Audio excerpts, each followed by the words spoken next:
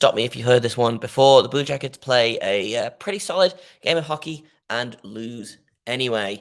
We are going to be talking all about the loss to the Vegas Golden Knights on tonight's post-game edition of Locked on Blue Jackets.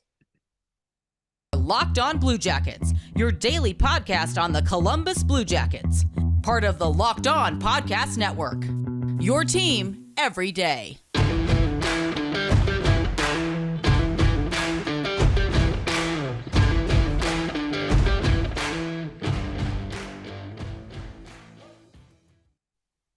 Hello and welcome to Locked on Blue Jackets, part of the Locked on Podcast Network, your team every day. I am, as always, your host, Jay Foster, here to bring you news, stories, game recaps, game previews, all of the above and more about your favorite team and mine, the Columbus Blue Jackets. Before we get started, I want to thank everyone for making this your first listen of the day every day. Locked on Blue Jackets is free and available on all podcast platforms and also over on YouTube. I know this is probably not your first listen of the day because it is 10 p.m. Eastern and 3 a.m. where I am, but it's fine. Maybe it'll be your first listen of the day tomorrow. Either way, I appreciate you for sticking around, for listening, for subscribing, for downloading, for doing all of the great, amazing things that you do. But we have to talk about the game. Honestly, there was a lot to like about this game, I thought. There was some stuff not to like, but for the most part, there was a lot that I liked about this game. And so I guess we'll start off with just kind of looking at the game as a whole, and then we'll go into, what I liked and then what I didn't like, or maybe we'll flip that so we can end on a positive note. Who knows? Blue Jackets lose 3-2 in like an 8-round shootout, a 7-round shootout to the Vegas Golden Knights. Super frustrating way to lose, but like I said, I think the Blue Jackets did a lot of things right. They went down 2-0 early. William Karlsson opened the scoring because, of course, William Karlsson opened the scoring. I think it went in off Jake Christiansen, but William Karlsson is going to get credit for it. And then about a minute later, William Carrier scores his 8th of the season, makes it 2-0 on, I think, 7 or 8 shots. And it's not looking great for the Blue Jackets. They're not necessarily playing badly, I don't think. And honestly, I thought there were large stretches of this game where they played pretty darn well. But in the first period, I think they played a pretty solid, if mildly chaotic period. I think I tweeted something along the lines of there is a non-zero amount of chaos in this game, which usually doesn't bode well for the Blue Jackets. But they figured it out. They pulled it together. That top line continues to thrive. Johnny Gaudreau gets his 8th of the season. Assist to Nyquist and Gavrikov. Gus Nyquist, I thought, had a really, really good game. We're going to talk about him in a minute. But Johnny Gaudreau somehow managed a goal and an assist in this game. He's at 22 points on the season, which I think is not quite a point per game, but is pretty close. It is above a point per game, in fact. He has 22 points in 21 games. So everything's coming up Gaudreau. He missed practice yesterday, and then he missed the morning skate today and was, I believe, a warm-up decision, a game time decision. He took warm-ups, and I guess they were going to see how he felt after warm-ups as to whether he was going to play or not. And the answer was, I guess he felt well enough to play. He did not look okay for large stretches of that game. He just, even when he scored, his celly was like, I want to go to bed. You saw him sitting on the bench. He just didn't look like himself and still managed to pull a 2-point night out. That's what you get from Johnny Gaudreau. You absolutely love to see it. That top line, again, of Jenner, Gaudreau, Nyquist continues to pay dividends.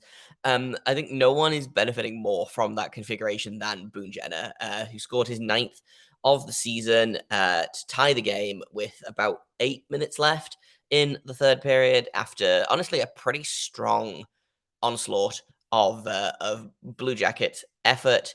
It was very much an up and down game. the Blue Jackets, really, the entire third period was all them, in terms of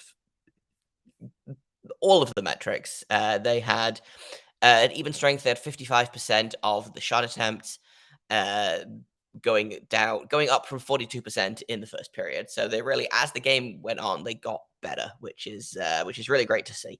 But that top line specifically, I think, is doing real well. Really, it's creating a lot of chances. And that's not to say that the rest of the lines are doing poorly, because I think there were other players. I think Igor Chinikov specifically had a really good game. Something that is really intriguing to me personally is the Trey Wolansky and Kent Johnson duo. I wasn't super impressed with Jack Roslovic there. I would like to see Cole Sillinger in that spot. I think that would be a lot of fun. That's not going to happen because Brad Larson hates fun, but that's what I would like to see. Again, we're going to talk a little bit about that pairing later on and how good they looked. But I will say before we move on to the shootout that Kent Johnson's ice time, I feel like I haven't checked the actual ice time. I'm gonna do that now, but it felt very much like he got a ton of ice time, which again, you love to see it. It's very much a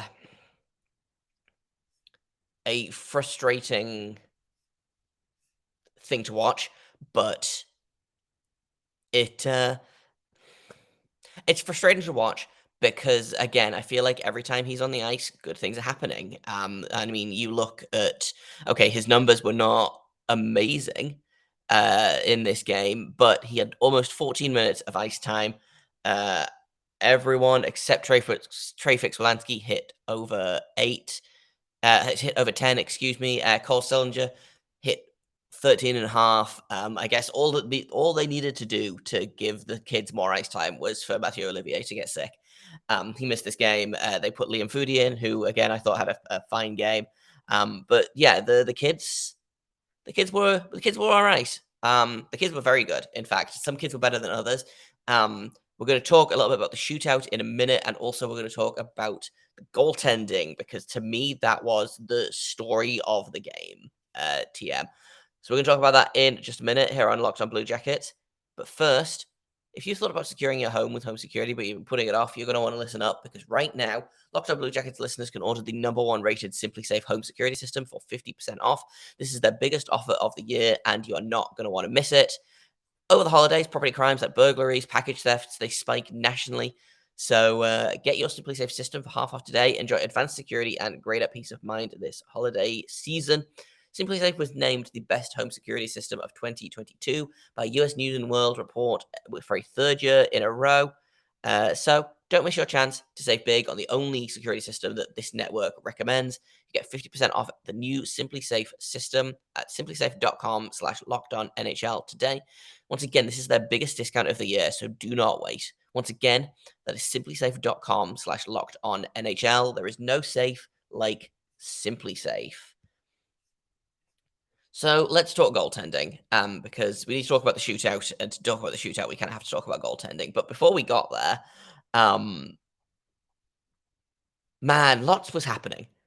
So much was happening, in fact. The Blue Jackets had 28 shots. Golden Knights had 36. So both goalies were phenomenal.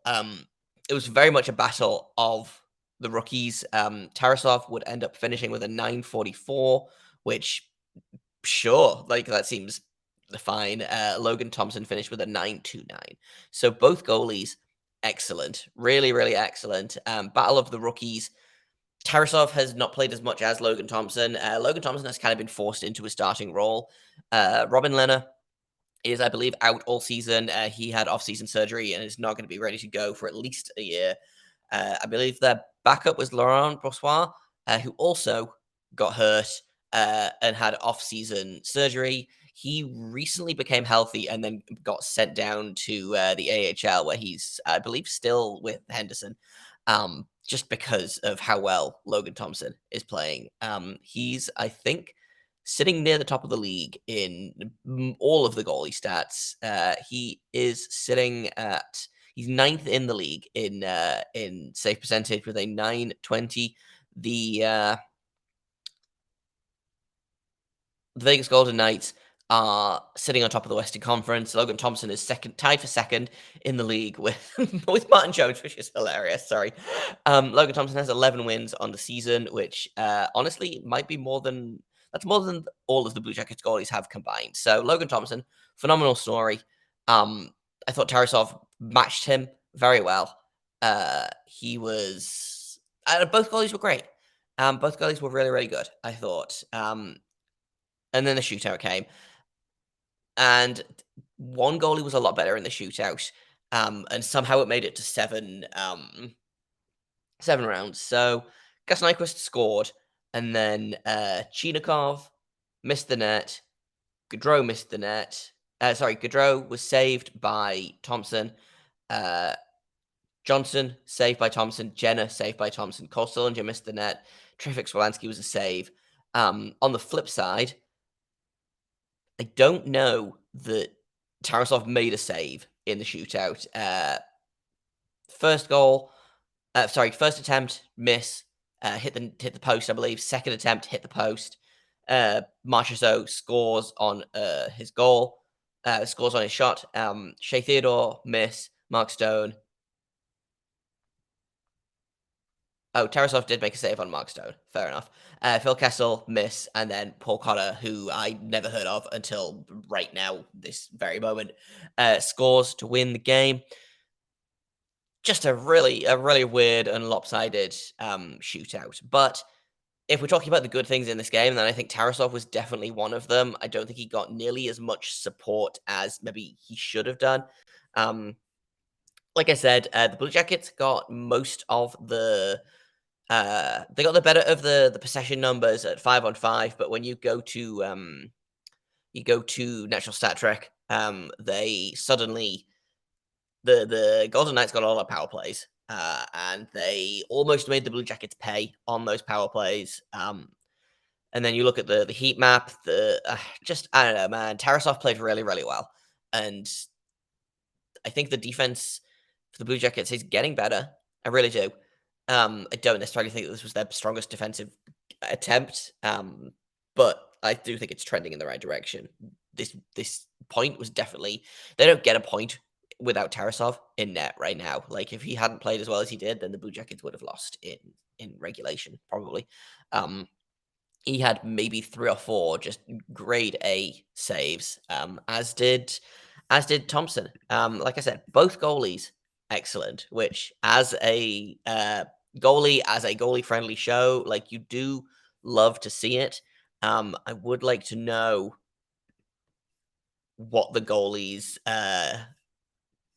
stats were for this game, but I cannot find them right now. So I wanted to look at the high danger save percentage, but that's fine. Other things I liked in this game, like I said, I mentioned briefly earlier, Ken Johnson and Trey Wolansky looked like they were having a ton of fun playing together. It is just a shame that they ended up with Jack Roslovic centering them.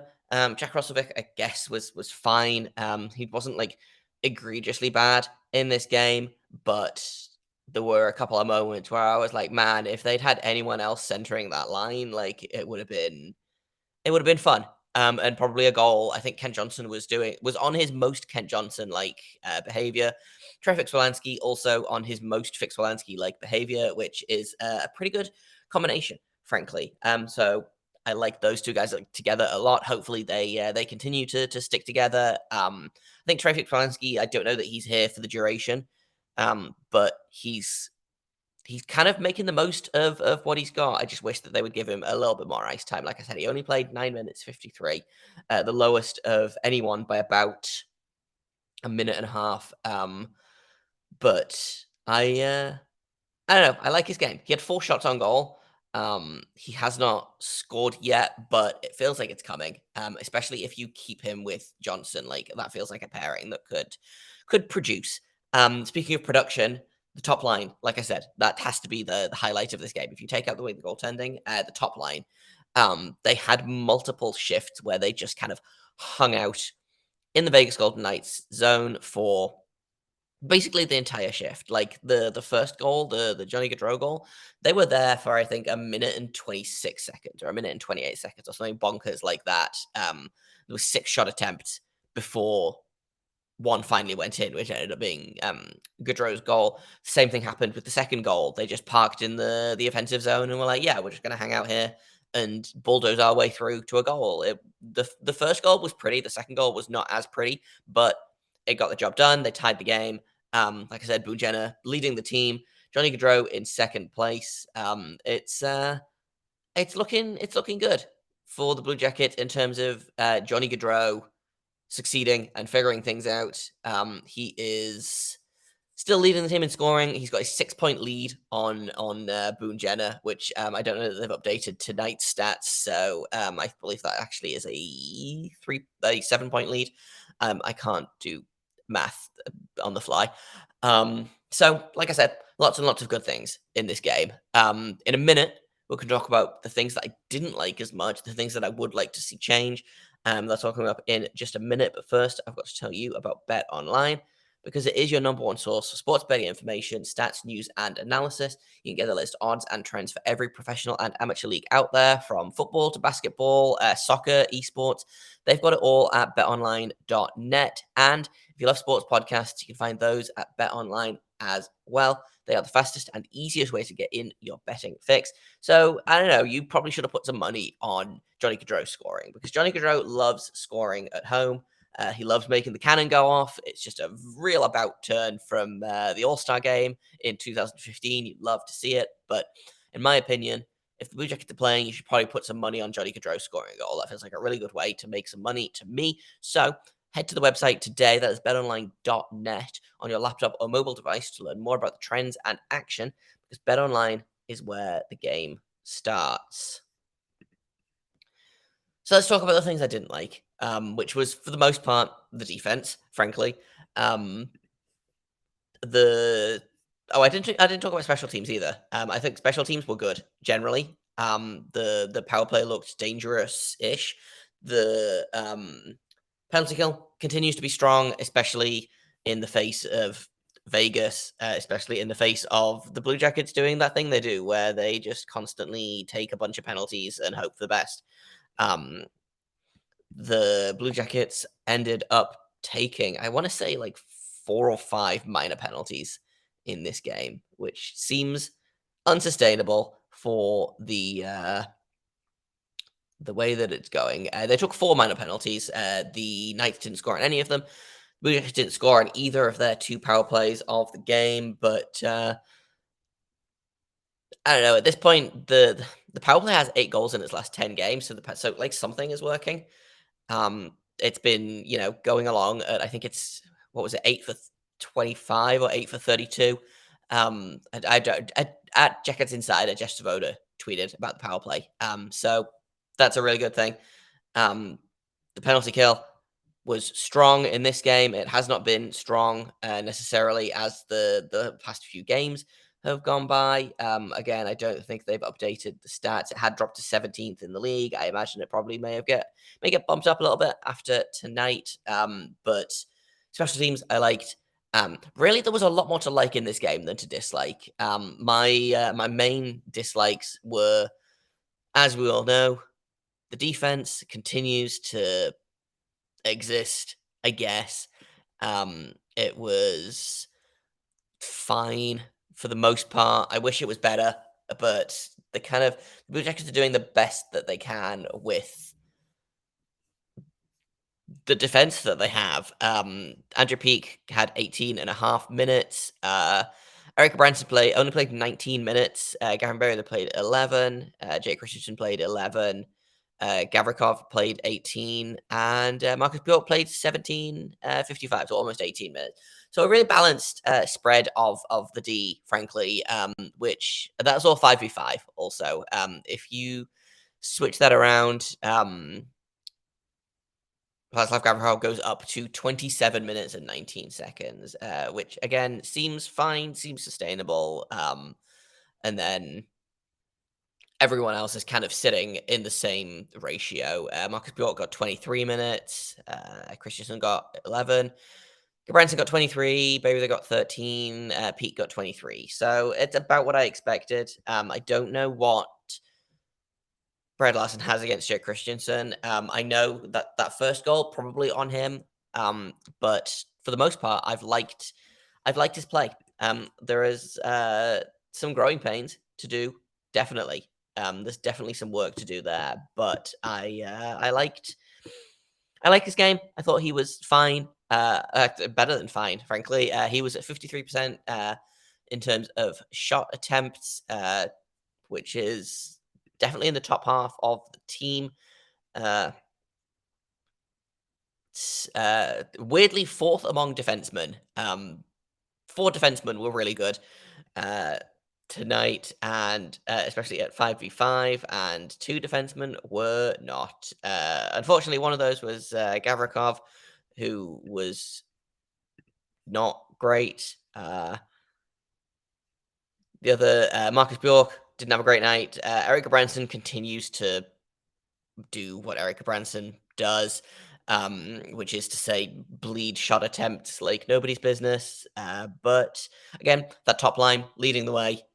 Boone Jenner leading the entire team with 20 shot attempts for 12 against. Gaudreau with 21 and 15. Jake Christensen leading all defensemen in all situations with 53% of the shot attempts while he is on the ice. So I like Christensen a lot. Beirut had a surprisingly good game. And then every other defenseman was sub 50%. So Peak, Gavrikov, Bjork, and Gabranson way down at the bottom, which is kind of just where I expect to find him in a minute. So I think the defense did a lot of good things. I think the defense is definitely moving in the right direction. I'm just confused again by some of the usage that is happening in terms of the defense core. I think some defensemen are getting more minutes than they should. I think some defensemen are getting less minutes than they should. And I know exactly why and who and how, and that doesn't make it any less frustrating. That's kind of the story of the season, I think, is frustrated by Brad Larson's choices. Do I think he's a bad coach? Not necessarily. Do I think he makes some weird decisions? Yes, absolutely. But that was kind of the story of this game, frankly. I thought he made some strange decisions. Most of them kind of worked out okay. Some of them extremely did not. But overall, I like this game a lot. I thought there was a lot of good things in it, a lot of things to build on, and a lot of things for the Blue Jackets to take into their next game against Winnipeg on Friday, I believe. Winnipeg is back to their usual place near the top of the Central Division. They are 13-6-1, so we'll talk about them in an episode later on this week. But that is going to be it from me tonight. You can find me on Twitter at _Jacob Foster, JAKOBFORSTER. You can find the podcast at LO_Blue Jackets. If you have comments, questions, criticisms, we're going to do a mailbag episode tomorrow since I didn't get time to fit it into today's episode. You can do that at lockedonbluejackets@gmail.com, or you can drop a comment in YouTube, or you can @ me on Twitter, or you can DM me on Twitter, or, send a carrier pigeon. Like, if you find, there are so many ways to get the questions to me. If you have a question, then please feel free to send it in, and I'll answer those on tomorrow's episode. Thank you all for listening. Once again, thank you for making this your first listen of the day or your last listen of the day, considering it is late as heck for basically everyone. If you have Locked On Blue Jackets, it's free and available on all podcast platforms. We're also over on YouTube. If you haven't subscribed yet, feel free to do so. I win, you win, everybody wins. Maybe one day the Blue Jackets will also win. But that's going to be it from me today. Stay tuned tomorrow for some talk, some mailbag questions. We're going to check in with the Monsters because they seem to have a pretty good season that they're putting together. So we're going to check in with them and see how they're doing, kind of on a large scale and a small scale set of breakdowns. I'm so tired. I feel like that didn't make any sense, but it's fine. I'm going to bed after this. It's fine. You should all go to bed as well. It's late, and I am willing to bet that none of you get enough sleep. So this is me signing off, going to bed, telling you all to go to bed as well. Until tomorrow, make sure you stay locked on.